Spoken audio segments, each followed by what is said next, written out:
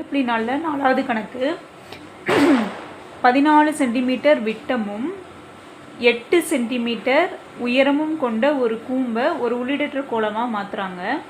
அந்த உள்ளிடற்ற கோலத்தோட வெளிப்புற விட்டம் 10 சென்டிமீட்டர் எனில் உள்புற விட்டம் ஸ்மால் டி என்னன்னு கேட்குறாங்க.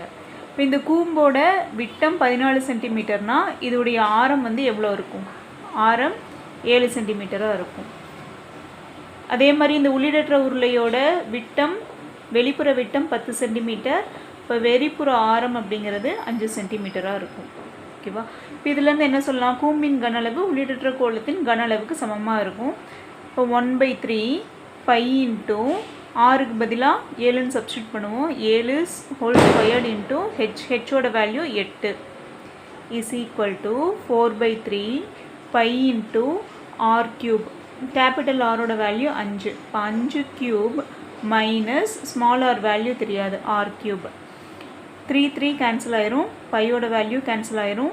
4வது வேப்பாட்டில் இது 2 தடவை வரும். இப்போ இங்கே என்ன கிடைக்கும்? 7 × 7 × 2 equal to 5 cube minus r கியூப்னு இருக்கும். 7 49, 49 × 2 98 இஸ் ஈக்குவல் டு 5 கியூப். 5 கியூப்னா 5 × 5 × 5 ஈக்குவல் டு 125. இப்போ இங்கே 125 மைனஸ் ஆர் கியூப்.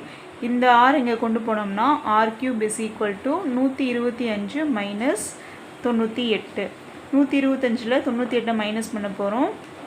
5ல் 8 போனால் 7, இது 11, 11ல் 9 போனால் 2, 27. அப்போ r cube is equal to 27. இப்போ இந்த 27 நம்ம எப்படி எழுதலாம்? 3 × 3 × 3ன்னு எழுதலாமா?